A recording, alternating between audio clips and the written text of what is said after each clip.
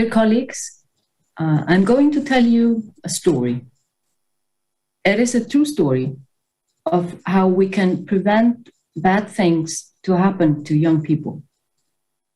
For the past 20 years, our research team, or my research team in Iceland, has made an effort to understand this, how this works. Our focus has been on disentangling this complex interplay between different societal institutes, the family, the school, the peer group, in order to identify risk and protective factors for adolescent health, well-being, and behavior. One of the things that we have learned is the key importance of organized youth work, including sport participation. We have published over 100 papers in international science journals, and part of our findings have been used as a base for a primary prevention program that is called Planet Youth, and it is targeted at decreasing the likelihood of substance use among young people. So you could ask, why substance use? Well, you see, we had a serious problem here in Iceland that needed to be solved. This was a typical scene in the 90s in Reykjavik, the capital of Iceland. It is a Saturday night in June. The clock is 3 a.m. and downtown Reykjavik is full of adolescents, intoxicated adolescents. At the time, over 40% of Icelandic adolescents had become drunk during the past 30 days.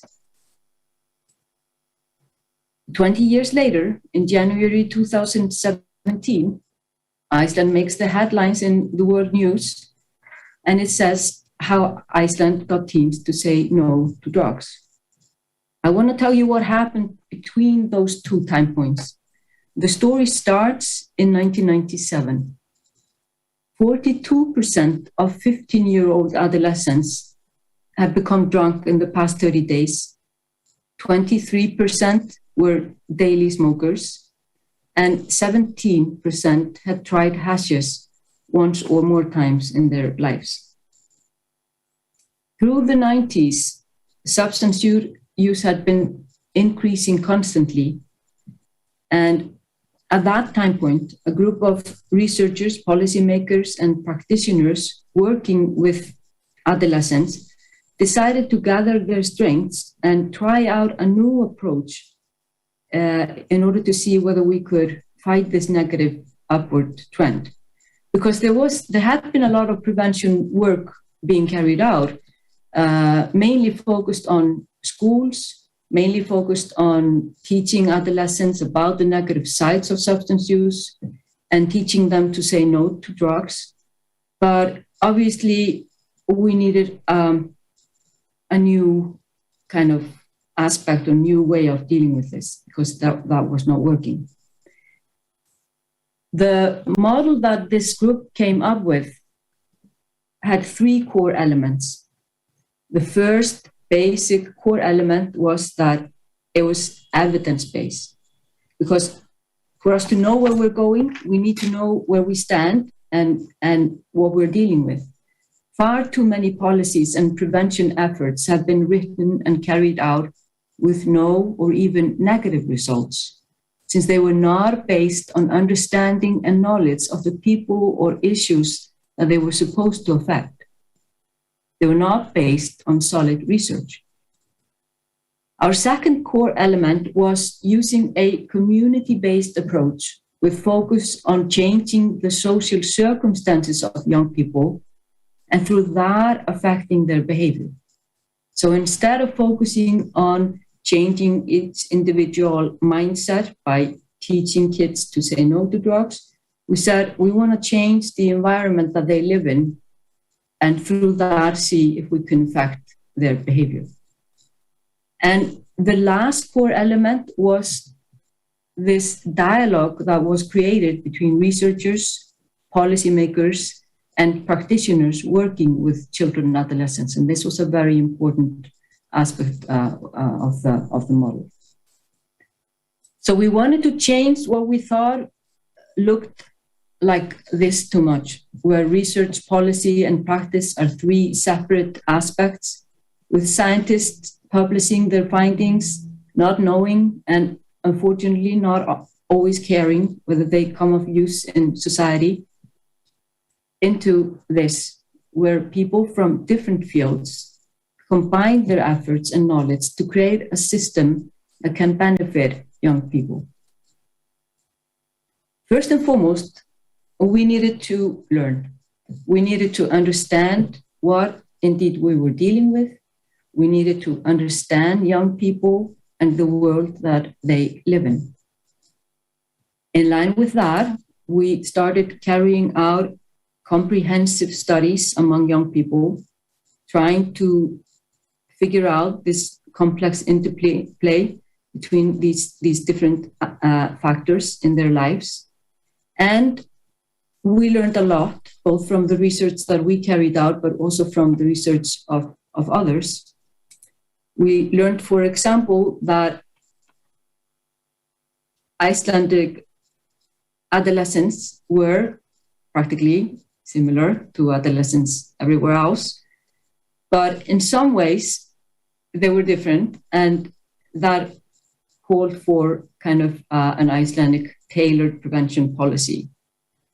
So we saw, for example, that whereas 1%, 2%, or 3% of 15-year-olds in south of Europe had become drunk 10 times or more, the proportion among their Icelandic peers was over 20%. Similarly, unwelcome incidents like accidents or injuries related to alcohol consumption were more common in Iceland than in most other European countries. A part of the explanation was a very liberal view towards adolescent drinking that was found in Iceland and needed to be changed. We studied the risk and protective factors and learned that the role of parents is vital.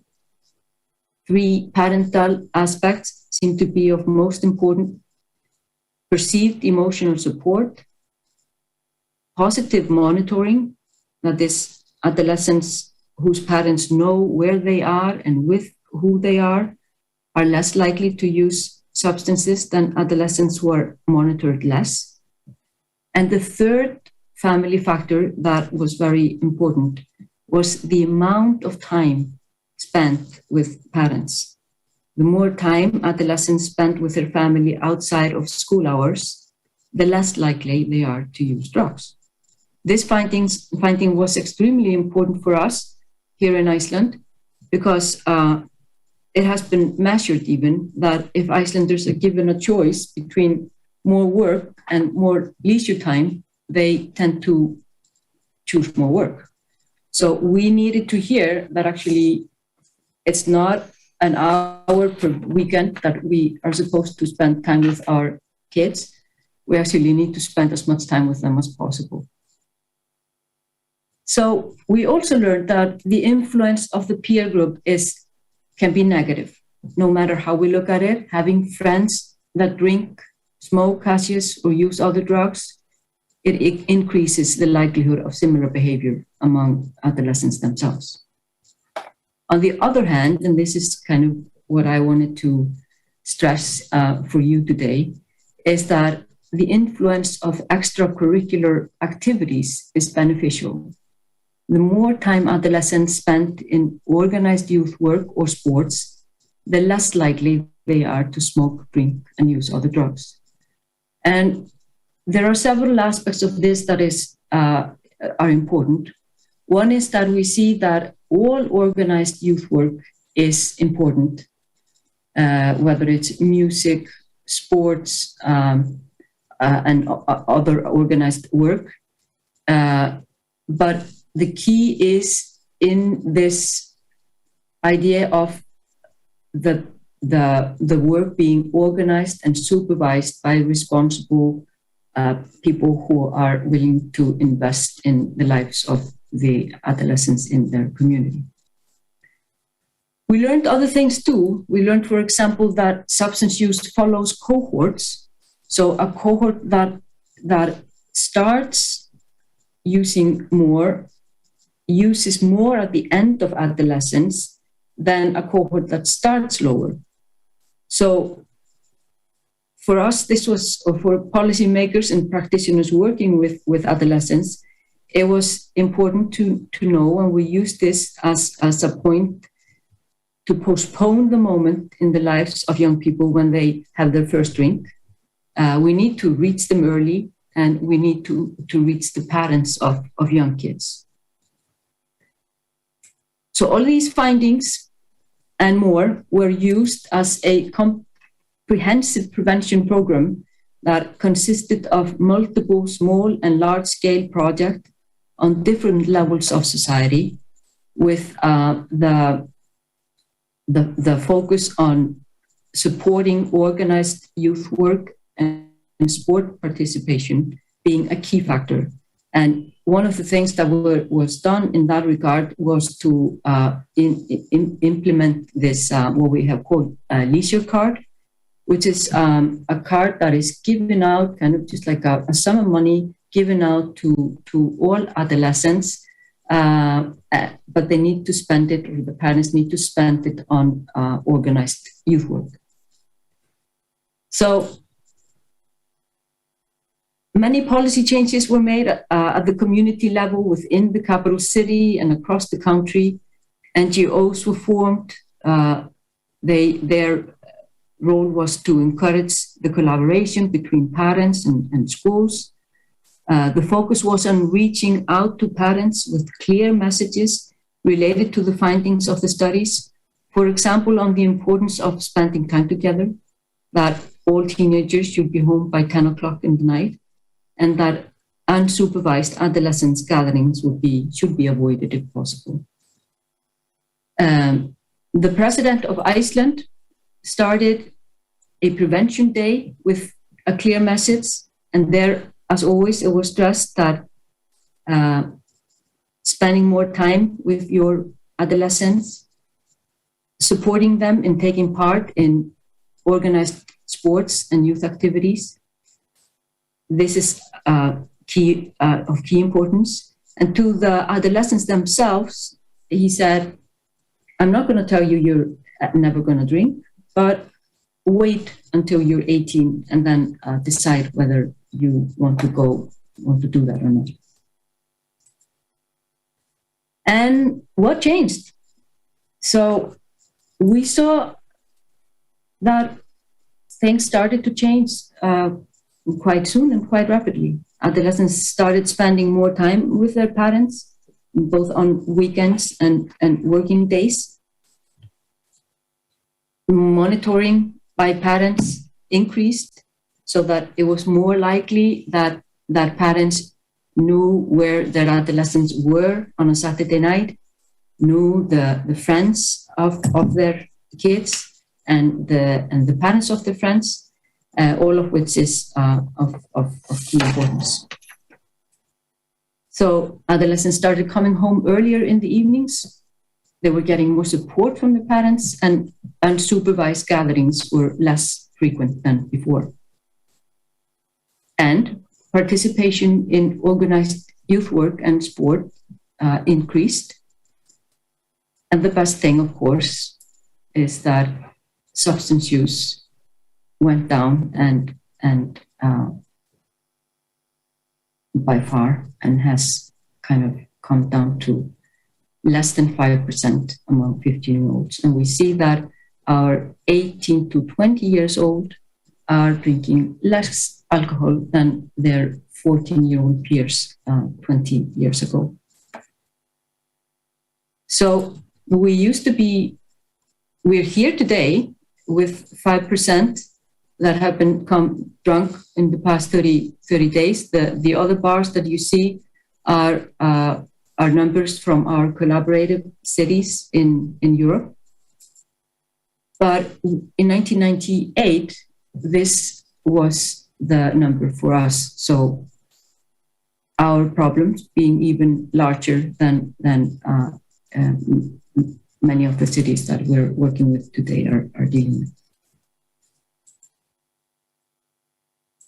So, yeah, and if you compare the findings to other Nordic countries, because sometimes people say, you know, this is Iceland is different, but if you remember the slide that I had shown you earlier, that the most binge drinking was among Icelandic peers and their Danish peers, and Denmark, unfortunately, is still at the top, and so while things have been changing a lot here in the past 20 years. So what started as youth in Iceland kept on as youth in Europe, and together now with our colleagues around the world, we're heading into a new phase. It's that we now call Planet Youth, where we're trying to figure out if we can make similar principles work in different places by mobilizing local societies and creating circumstances that can influence the lives of youth in a positive way. Today, the Planet Youth program is being implemented in over 400 communities in 5 continents around the world. Chile was the first whole country outside of Iceland to implement the program, and there we started collaborating in 2017. However, in Europe, we had started earlier, the first collaborating country being Lithuania. In Lithuania, we started collaborating with our colleagues in 2006 in 3 cities, in Vilnius, Kaunas, and Klaipėda. And proudly, now in last year, in 2020, we could publish the first scientific article showing that the prevention model works similarly outside of Iceland, namely in Lithuania. That, of course, does not come as a surprise because kids are all the same and parents are all the same around the world.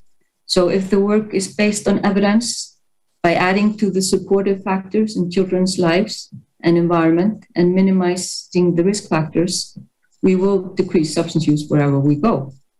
At the same time, we know that we can only do this by collaborating across borders, because in a world where there practically are no cultural or national boundaries anymore, and cyberspace is without limits, in that kind of world, it is only through joining forces, by learning from each other, and by basing our work on evidence that we will succeed in creating better lives for young people.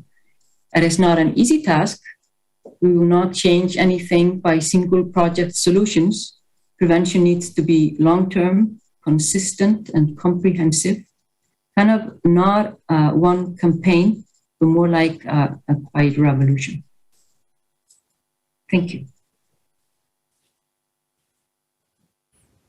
Thank you very much for your powerful story about how Icelandic adolescents and families changed their behavior, and there was less involvement in drinking, smoking, and so on.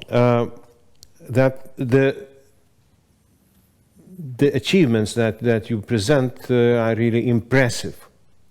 And now we move a little bit to the question part and discussion part. And at this moment, I would like to ask, how did you achieve the change of behavior of parents? I heard when you mentioned that the president showed leadership and invited to spend more time with their children, but still parents are adults. They have patterns of what they do and how they live, and how parents were affected. How they were addressed? Because it should be something else. Could you elaborate a little bit more on this? Yeah, I could tell you about this in several ways, but what we did at the start, so we started this work around 1997, and we just like went out, reached out to parents. We went to these endless numbers of parental meetings in schools. And the thing is that, people used to say to us, you are actually, this is not going to work because you're not meeting the parents that you actually need to meet. The parents who are not showing up at these parental meetings are the ones that you should be talking to. And so in 2007, with new statistical methods, we could actually start looking at not only the individual level effect, but also the family and neighborhood effect. And what was so good was that we saw that we don't meet all the parents. If we can create a group of parents within a school, for example, that is working together, it benefits all the kids in the school, whether their parents are a part of the network or not. So this was a really important finding. But actually, parents have a tendency to love their kids. And when they see, because not everyone wanted to take part from the start, but when people started seeing findings that this actually works, they came on board. And now we have really, powerful, strong parental associations and groups all over Iceland that are working in this regard. Okay, thank you very much. And also another question, if we can continue this discussion. So when parents spend more time with their children, so you clearly showed that this affects their behavior and less involvement with smoking and drinking. Did you look or have any other results or consequences on other types of behavior? Because it might be that when the connection between parents and children becomes better, so maybe the other difficulties or problems in children's lives also change. Do you have any comments into that direction? Yeah, that's a very good question. Actually, what I would like to stress is that this prevention model is kind of the focus is on the community, changing the environment of children and adolescents. So parents are important, but they're one of the key ingredients in the show, if you could say. So taking part in organized leisure work and sport participation is really important too. We can see that for children who are living in adverse circumstances, because we've studied that specifically, children who are living in where there is family conflict and even violence in the home, taking part in sports has a stronger protective effect for those kids than for kids who live in normal circumstances, as if you could say. So we can. But it's a community kind of idea. We want to build strong communities, healthy communities, in order to get healthy individuals, and so. As regards other outcomes, yes, we have seen positive trends in other outcomes as well. For example, bullying has gone down, violence has gone down, delinquency in general has gone down, sexual violence has gone down. So we have seen kind of a positive trend in many other behavioral aspects. Whether this works sort of one size fits all, so we can use this to do everything. Like I got a phone call from Mexico a few years back. They said to me, we want to do three things.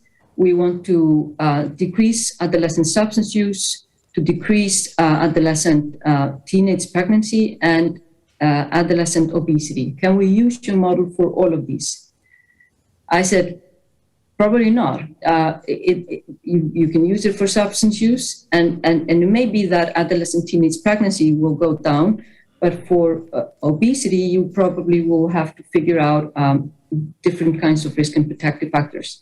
So if this answers your questions, that's it. Yes, thank you very much.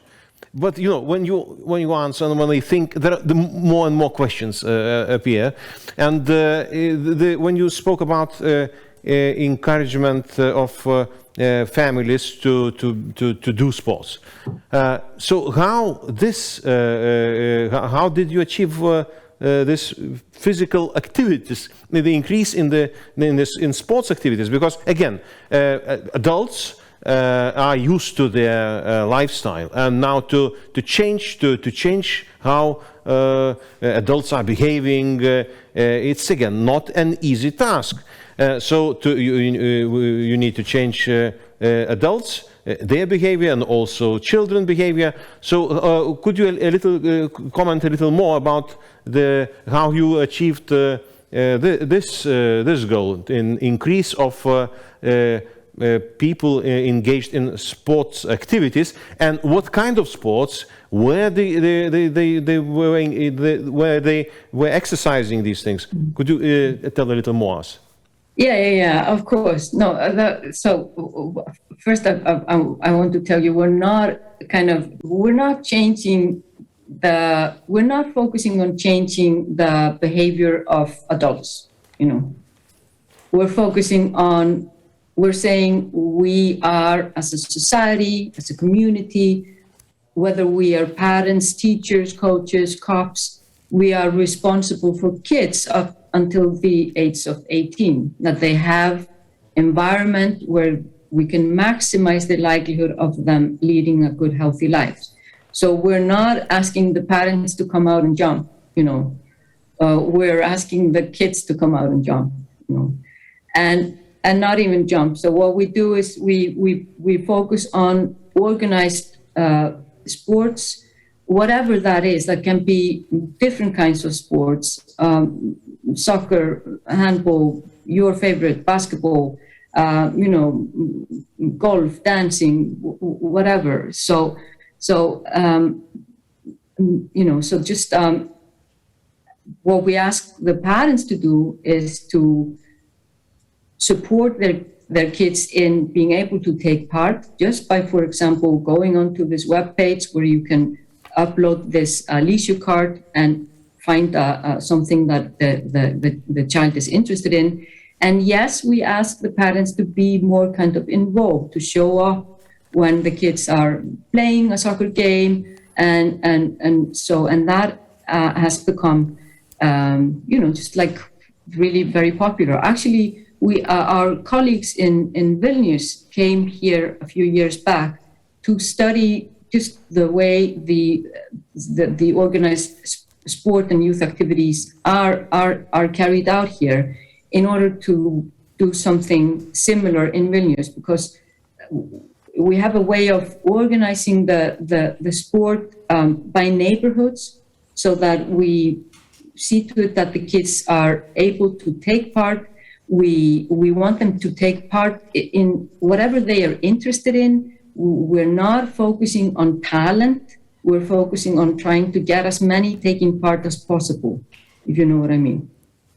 So we do not look at the 7-year-old boy and think, hey, this might be a future Ronaldo. No, we want them to just like try out and change and jump between sports. 1 year they can do that, and another year they can do something else. Because it has been shown that if they're doing this with interest and it is playful and it is fun, they are actually more likely to become good athletes later on. Mm-hmm. Some people have said that this program is the reason for why we beat England in soccer.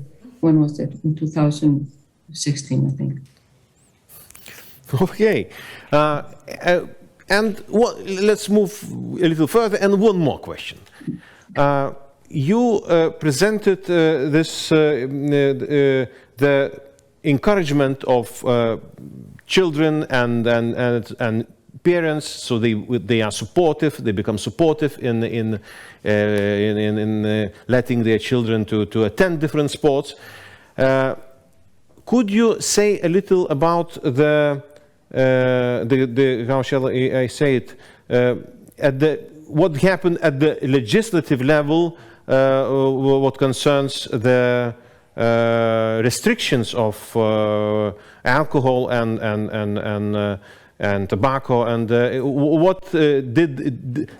were there any changes in the legislative level what concerns the access to these substances? Yeah, no, it's a good question. And actually, this of course, this is it's a simple model, but at the same time, it's complicated, because we're not saying that there is one thing that works. The more things that are done, the more likely it is to work. So yes, we had some changes here in legislation, as in, for example, there was put a ban on advertising alcohol, and a ban on showing tobacco up front. You have to ask for it, and it's kind of in a locked background. And so, of course, we have through the years had this state-run liquor stores. So we do not have liquor in supermarkets, and so. But there were things done: a ban on advertising, ban on showing tobacco up front, and some other things that were done and have helped. But may not be like so we can see, for example, in Lithuania, we have a different culture when it comes to this. You can go into, my daughter is studying medicine in Kaunas, so I go there as often as I can. And there you can buy alcohol in the shops, and it's different. But at the same time, Kaunas, Klaipėda, and Vilnius have been showing a downward trend, working with this model since 2006. Yes. So you said that you visited Lithuania, but it seems that now you are visiting Lithuania as well, because technologies allow us to meet in such conferences. I'm here today in Lithuania, in Reykjavik, but I'm coming over to Lithuania on Friday to visit my daughter. And I love Lithuania, and Vilnius and Kaunas.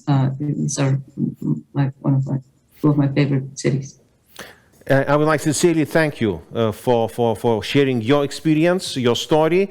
It's really a good lesson to learn, to be shared widely. So thank you very much for joining us at this conference.